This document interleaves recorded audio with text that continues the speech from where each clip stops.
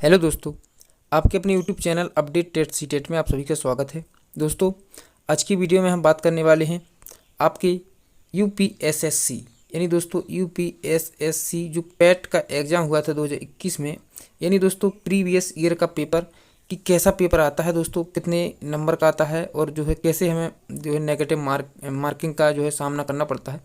तो देखिए दोस्तों, समय आपका 2 घंटे होता है और दोस्तों मैक्सिमम जो मार्क होते हैं यानी दोस्तों पूर्णांक होता है वह आपका सिर्फ और सिर्फ 100 नंबर का होता है।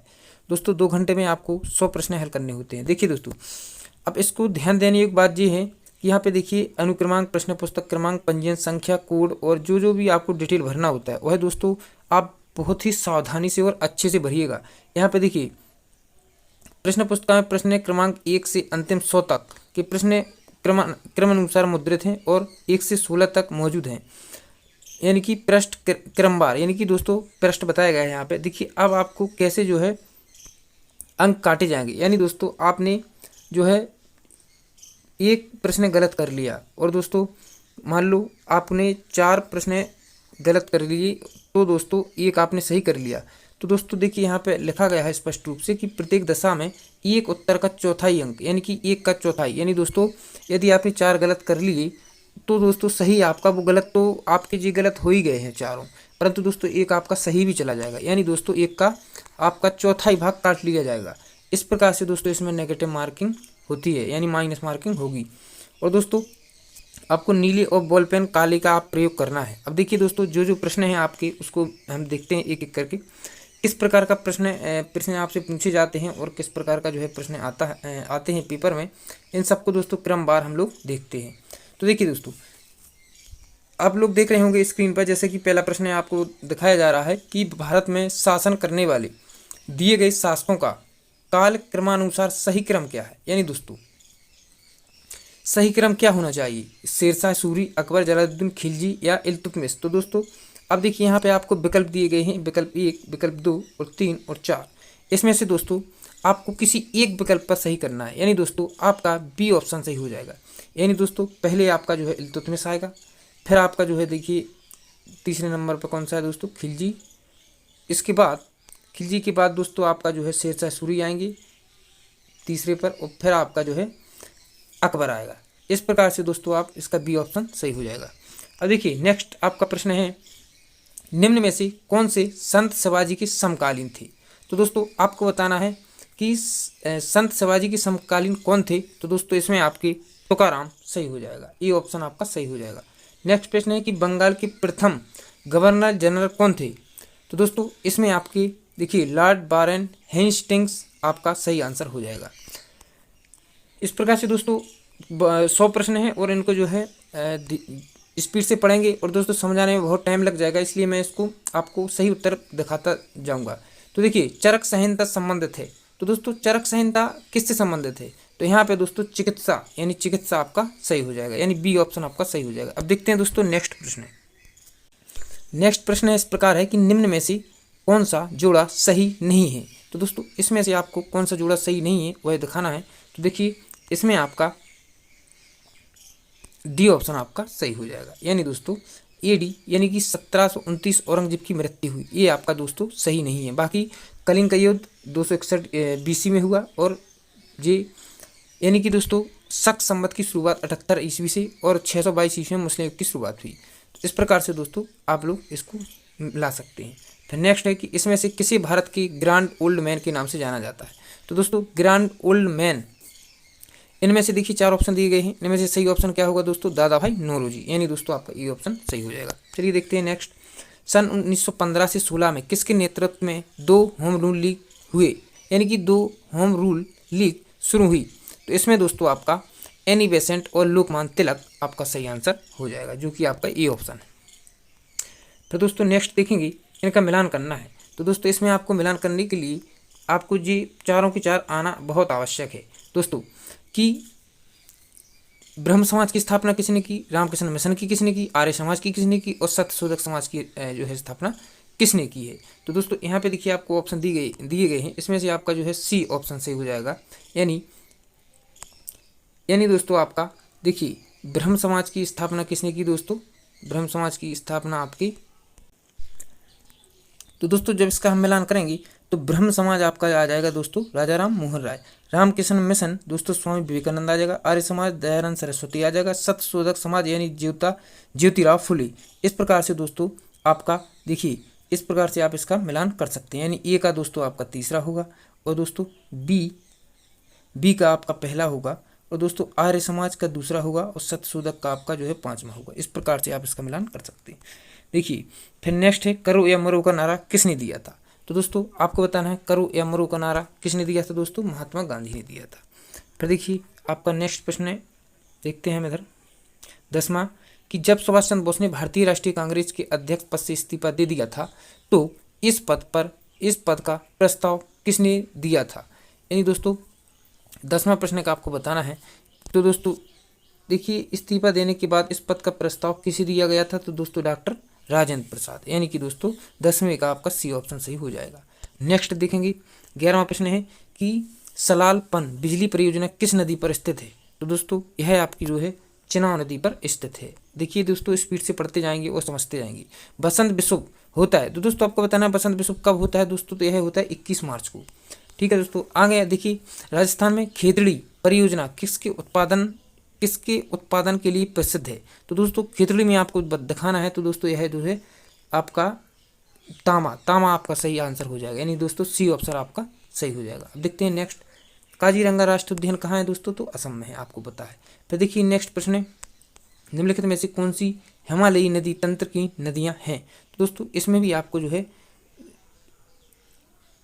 हिमालयी नदी तंत्र की नदियां कौन कौन सी हैं, कावेरी, गंगा, ब्रह्मपुत्र, गोदावरी। इसमें आपको बताना है सब कुछ। तो देखिए दोस्तों इसमें आपका दूसरा और तीसरा यानी गंगा और ब्रह्मपुत्र आपकी हिमालयी नदी तंत्र की नदियां हैं। नेक्स्ट है दोस्तों बैंक दर का अर्थ क्या है। तो दोस्तों आपको बताना है बैंक दर का अर्थ क्या होता है। तो देखिए देश की केंद्रीय बैंक द्वारा ली जाने वाली आधिकारिक ब्याज दर। ठीक है, नेक्स्ट देखेंगे। नेक्स्ट है यदि BRB यानी दोस्तों RBI नकद कोषानुपात को घटा दे तो साख सर्जन पर क्या असर होगा। तो इसमें आपको बताना है। तो देखिए इसमें आपका सी ऑप्शन सही हो जाएगा कि क्या होगा, बढ़ जाएगी। साख सर्जन पर क्या असर होगा दोस्तों, बढ़ जाएगी। फिर देखिए नेक्स्ट है कि इनमें से किस प्रकार की अर्थव्यवस्था में संशोधन पर निजी अधिकार होते हैं और आर्थिक गतिविधियों का मुख्य उद्देश्य लाभ अर्जित करना होता है। इसमें आपका पूंजीवादी यानी ए ऑप्शन आपका सही हो जाएगा। नेक्स्ट है 100 रुपये का नोट किसके द्वारा हस्ताक्षरित होता है। तो दोस्तों आपको बताना है 100 रुपये का नोट किसके द्वारा होता है। तो होता है दोस्तों BRI गवर्नर के द्वारा। फिर देखिए नेक्स्ट है फेमा का पूर्ण रूप क्या है।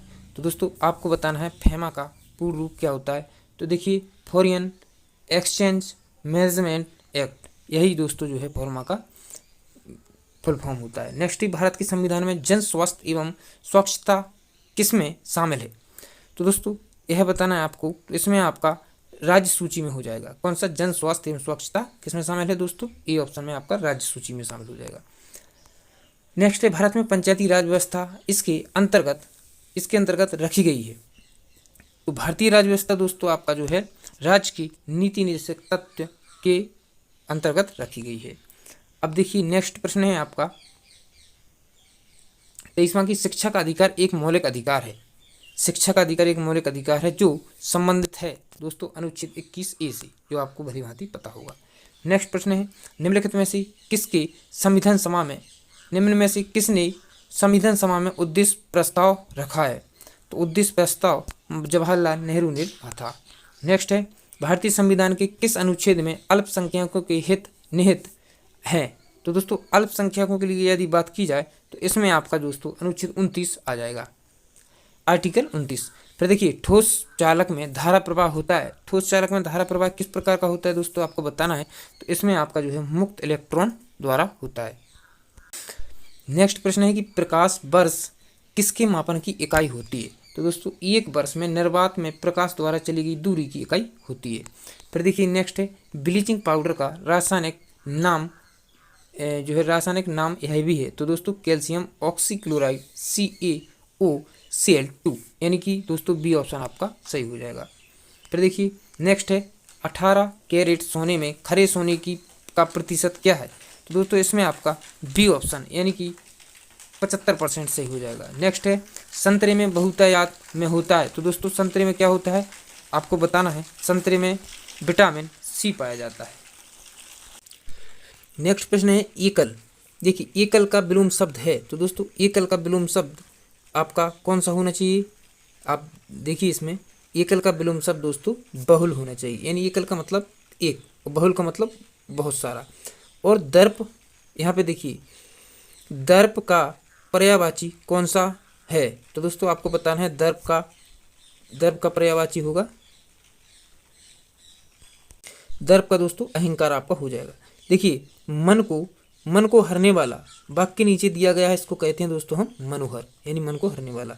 नेक्स्ट है कि गागर में सागर भरना मुहावरे का अर्थ है। तो दोस्तों इसका अर्थ है थोड़े में बहुत कहना। यह है दोस्तों सागर में जो है गागर में सागर भरना।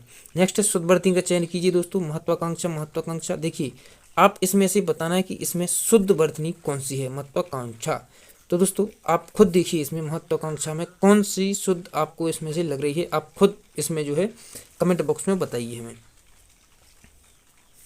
इसमें दोस्तों आपका देखिए शुद्ध आपका महत्वाकांक्षा सी ऑप्शन होगा। फिर देखिए दोस्तों दिए गए विकल्पों से संबंधित शब्द का चयन कीजिए, यानी कि यहाँ पे आप देखिए पक्षी विज्ञानी पक्षी और नृविज्ञानी क्या होते हैं दोस्तों। तो इसमें आपको बताना है। तो इसमें आपका दोस्तों नृविज्ञानी क्या होगा, मानव, सही हो जाएगा। नेक्स्ट है उस शब्द का चयन कीजिए जो समूह के बाकी शब्दों का मेल नहीं रखता है। तो दोस्तों देखिए दही, मक्खन, पनीर, यह दोस्तों एक ही जो है मेल से बने हुए शब्द हैं, परंतु तेल दोस्तों इनसे अलग और डिफरेंट है। तो दोस्तों सी ऑप्शन आपका सही हो जाएगा। देखिए किसी निश्चित कूट भाषा में दोस्तों यहाँ पे देखिए जनरल जो है रीजनिंग आ गई है। प्रोडक्ट को इस प्रकार लिखा जाता है, तो इसी कूट भाषा में और यानी कि जो है ओरिएंटेशन को किस प्रकार लिखा जाएगा। तो दोस्तों इसको आपको बताना है। तो दोस्तों जब इसको आप जो है वर्णमाला के तहत देखेंगे तो इसका आपका ए ऑप्शन सही हो जाएगा। फिर देखिए रीता की ओर इशारा करते हुए निखिल ने कहा मैं उसकी माँ के पुत्र का इकलौता पुत्र हूँ और रीता निखिल से किस प्रकार संबंधित है। तो दोस्तों यह देखिए आपका जो है रक्त संबंध है रीजनिंग से, तो इसमें आपको बताना है। तो दोस्तों इसमें आपका ए ऑप्शन यानी बुआ सही हो जाएगा। नेक्स्ट है कि यदि किसी वर्ष में 25 अगस्त को गुरुवार है तो उसी महीने में सोमवार की संख्या कितनी है। तो दोस्तों यह प्रश्न नंबर 50 है, तो इसमें दोस्तों आपका सी ऑप्शन सही हो जाएगा, यानी दोस्तों 5। फिर देखिए निम्न में से किस शहर में लाइट हाउस परियोजना का क्रियान्वयन नहीं हुआ है। तो दोस्तों कहाँ नहीं हुआ है ये आपको दिखाना है। तो दोस्तों आपका पटना में, यानी कि दोस्तों देखिए अगरतला में, रांची में, चेन्नई में, तीनों जगह हो चुका है, परंतु क्रियान्वयन कहाँ नहीं हुआ दोस्तों, तो पटना में, यानी कि डी ऑप्शन आपका सही हो जाएगा। अब देखते हैं दोस्तों नेक्स्ट प्रश्न, कौन सी भारतीय दूरसंचार कंपनी विश्व की 5वीं सबसे मजबूत ब्रांड है। तो दोस्तों इसमें आपको दिखाना है। तो इसमें आपका देखिए दोस्तों आप खुद अनुमान लगा सकते हैं कि अभी आप में हाल ही में जो देख रहे हैं हर एक जगह रिलायंस जियो, जो कि बहुत दोस्तों जो है विश्व की 5वीं सबसे मजबूत कंपनी बन चुकी है और ज़्यादातर उपयोग में आने वाली कंपनी है जो है रिलायंस। अब देखिए नेक्स्ट है आपका कि bold bamboo buses of lands of throats, यानी परियोजना हाल ही में भारत के किस राज्य में शुरू की गई है। तो दोस्तों यह परियोजना किस राज्य में की गई है। तो दोस्तों यह राजस्थान में की गई है। नेक्स्ट प्रश्न है कि संयुक्त राष्ट्र की कोवैक्स योजना के अंतर्गत कोविड-19 की मुफ्त वैक्सीन पाने वाला पहला देश कौन सा है। तो दोस्तों पहला देश कौन सा है, तो घाना आपका दोस्तों ए ऑप्शन सही हो जाएगा। फिर देखिए अब नेक्स्ट प्रश्न है इसमें, अंतरिक्ष में जाने वाली पहली भारतीय मूल की दूसरी अमेरिकी महिला अंतरिक्ष यात्री कौन है। तो दोस्तों इसमें आपको बताना है कौन सी है दोस्तों, तो इसमें आपका सिरिसा बांदला आपका सही ऑप्शन हो जाएगा। नेक्स्ट है उस भारतीय पहलवान का नाम क्या है जिस पर हाल ही में डोपिंग के लिए 2 साल का प्रतिबंध लगाया गया है। तो दोस्तों वह कौन से हैं, सुमित मलिक। इस प्रकार से नेक्स्ट प्रश्न है कि भारत का वह कौन सा प्रथम राज्य जहां end to end e cabinet प्रणाली लागू की गई है। तो दोस्तों आपका हिमाचल प्रदेश, यानी ऑप्शन बी आपका सही हो जाएगा। किस भारतीय मंत्रालय द्वारा हाल ही में 2019-2020 के लिए UDISE शुरू किया गया। तो यह दोस्तों आपका शिक्षा मंत्रालय, यानी बी ऑप्शन आपका सही हो जाएगा। इस प्रकार से दोस्तों देखते हैं नेक्स्ट प्रश्न। नेक्स्ट प्रश्न में देखेंगे स्मार्टफोन निर्माता वीवो ने किस क्रिकेट खिलाड़ी को अपना ब्रांड एम्बेसडर बनाया है। तो दोस्तों यह आपको दिखाना है, तो इसमें आपका विराट कोहली यानी कि ए ऑप्शन सही हो जाएगा। आर्टिफिशियल इंटेलिजेंस आधारित पोर्टल SUPA यानी कि स्पेस भारत में किस न्यायालय के लिए शुरू किया गया। तो दोस्तों यह आपका सर्वोच्च न्यायालय के लिए शुरू किया गया है। नेक्स्ट है कितने भारतीय राज्य नेपाल से सीमा साझा करते हैं। तो दोस्तों नेपाल से सीमा साझा कितने राज्य करते हैं तो हमें बताना है। तो इसमें दोस्तों आपका 5 यानी कि 5 राज्य हैं जो नेपाल से सीमा साझा करते हैं। निम्न में से कोस्टारिका की राजधानी कहाँ है। तो दोस्तों कोस्टारिका की राजधानी कहाँ है, सान जोस आपका सही आंसर हो जाएगा। फिर देखेंगे अगला प्रश्न, केंद्र शासित प्रदेश, देखिए केंद्र शासित प्रदेश लक्षद्वीप की आधारित भाषा निम्नलिखित में से क्या है। तो दोस्तों केंद्र शासित प्रदेश लक्षद्वीप की आधिकारिक भाषा क्या है ये हमें बताना है। तो इसमें दोस्तों मलयालम यानी बी ऑप्शन आपका सही हो जाएगा। फिर देखेंगे दोस्तों नेक्स्ट प्रश्न, भारत के संविधान के अनुसार लोकसभा के सदस्यों की अधिकतम संख्या क्या है। तो दोस्तों इसमें आपका डी ऑप्शन हो जाएगा, यानी दोस्तों इसमें 552 आपका सही आंसर हो जाएगा। हिंदी दिवस कब मनाया जाता है। तो दोस्तों ये आपको भली भांति पता होगा कि हिंदी दिवस आपका 14 सितंबर को मनाया जाता है। नेक्स्ट है कि इनमें से कौन सा देश सार्क का सदस्य नहीं है। तो दोस्तों सार्क का सदस्य नहीं है तो इसमें आपका म्यांमार आ जाएगा। नेपाल, बांग्लादेश, अफगानिस्तान आपके सार्क के सदस्य हैं। फिर देखिए कुछ प्रश्न और हैं दोस्तों, इसको भी हम देखते हैं। जैसे निम्न में से किस स्थान पर अजंता एलोरा की गुफाएं स्थित हैं। तो दोस्तों अजंता और एलोरा की गुफाएं कहाँ हैं दोस्तों, औरंगाबाद, यानी कि सी ऑप्शन आपका सही हो जाएगा।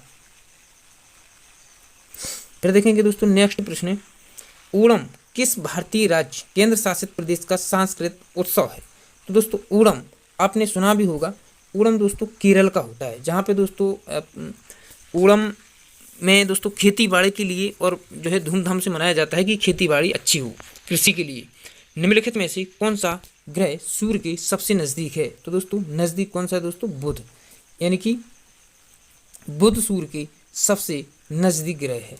नेक्स्ट है आपका नोबेल पुरस्कार जीतने वाले प्रथम एशियाई कौन थे। तो दोस्तों प्रथम एशियाई कौन थे, रविंद्रनाथ टैगोर, यानी सी ऑप्शन आपका सही हो जाएगा। फिर देखेंगे नेक्स्ट, फिर देखिए दोस्तों इस प्रकार का आपको गद्यांश आएगा कि देखिए इसमें लिखा है कि निम्नलिखित गद्यांश को ध्यानपूर्वक पढ़िए तथा उस पर आधारित 71 से 75 तक के उत्तर दीजिए। धरातल की युद्ध की जो है इस प्रकार की कहानी आपको दी जाएगी और इसी कहानी से दोस्तों देखिए प्रश्न पूछे जाएंगे आपके, जैसे कि विश्व में शांति क्यों आवश्यक है। तो दोस्तों यह आपको जो है इसी में से छांट के बताना होगा। तो दोस्तों मानव जाति के विकास के लिए शांति आवश्यक है, ठीक है। इस प्रकार से आपसे प्रश्न पूछे जा सकते हैं। फिर नेक्स्ट ऐसा पूछा जाए कि देखिए उसी कहानी से आएंगे कि विश्व शांति की स्थापना के लिए सबसे आवश्यक क्या है। तो दोस्तों क्या है, अहिंसा और प्रेम ही तो है। फिर देखिए नेक्स्ट, कठोर से कठोर हृदय को भी कोमल बनाया जा सकता है। तो दोस्तों कैसे बनाया जा सकता है, तो अहिंसा द्वारा, यानी कि हिंसा ना करके। नेक्स्ट है दोस्तों कि किसी भी राष्ट्र के स्वर्णिम युग के प्रमुख तत्व हैं। तो क्या है दोस्तों, शांति, सुख और रचनात्मक कार्य। नेक्स्ट है नितांत शब्द का उपयुक्त पर्याय क्या है। तो दोस्तों नितांत शब्द का उपयुक्त पर्याय है बिल्कुल। फिर देखिए दोस्तों नेक्स्ट प्रश्न, इस प्रकार से आपको 76 से 80 तक के लिए फिर एक गद्यांश दिया जाएगा। इसके आपको प्रश्न जो है प्रश्नों के उत्तर आपको देना होंगे यहीं पे। देखिए जो आपका गद्यांश दिया गया है इसी से प्रश्न बनेंगे कि विज्ञान मानव की सबसे बड़ी शक्ति है, इसलिए कही गई है क्योंकि इसके बल से मनुष्य क्या कर सकता है। तो दोस्तों मनुष्य प्रकृति और प्राणी जगत का सिरमौर होता है, तो सिरमौर है। देखिए नेक्स्ट प्रश्न है आपका कि वैज्ञानिक चिंतन पद्धति के मनुष्य का सबसे बड़ा उपकार यह किया है कि उसे मुक्ति मिली है। तो दोस्तों इसमें आपका भ्रमपूर्ण रूढ़िवादी विचारधारा यानी विचारणा से है। नेक्स्ट है विश्व के परिवारवत लगने का प्रमुख कारण क्या है। तो दोस्तों इसमें आपका यातायात एवं संचार साधनों का विकास, यह आपका सही हो जाएगा, यानी ये ऑप्शन आपका सही होगा। हस्तमलक शब्द से अभिप्रेरित है। तो दोस्तों इसमें स्पष्ट और अनायास बोधगम, यानी डी ऑप्शन आपका सही हो जाएगा। वैज्ञानिक चिंतन पदबंध से आशा है। तो दोस्तों वैज्ञानिक पदबंध आपका स्वास्थ्य और संतुलन चिंतन को जो है इशारा करता है। नेक्स्ट 81 से 85 प्रश्न दिए गए हैं, ग्राफ पर आधारित हैं। तो दोस्तों यह जो है प्रश्न ग्राफ से पूछे जाते हैं आपको, तो दोस्तों आपको ग्राफ से भी जो है प्रश्न करने होते हैं। इस प्रकार से दोस्तों हमने आपका यूपी, देखिए हमने यहाँ पे आपका यूपी एसएससी का जो पेट एग्ज़ाम है उसका प्रीवियस ईयर 2021 का पेपर देखा है, 2021। तो दोस्तों इस प्रकार के आपके प्रश्न बनते हैं, तो आपको सचेत रहना है और एक्टिव रहना है कि आपका, देखिए जिससे प्रश्न बनते हैं, जैसे सामाजिक संविधान है, आपका इतिहास है और बाकी काल हैं, जो है आपका सभ्यताएं हैं, इन सब से प्रश्न बनता है। रीजनिंग है, जनरल अवेयरनेस है और जो है आपका जनरल साइंस और जो है आपका सामान्य ज्ञान, इन सब से प्रश्न बनते रहते हैं। तो दोस्तों ऐसे ही प्रश्न बनते हैं जैसा हमने आपको जो है यह प्रश्न पत्र हल करके बताया है। तो दोस्तों बने रहिए वीडियो में, और यदि आपने सब्सक्राइब नहीं किया तो सब्सक्राइब जरूर कर लीजिएगा, क्योंकि मैं और भी जो है इस प्रकार की सॉल्व पेपर करने वाला हूँ। चलिए दोस्तों मिलते हैं अगले वीडियो में, जब तक अपना ध्यान रखिए। Thank you to all of you.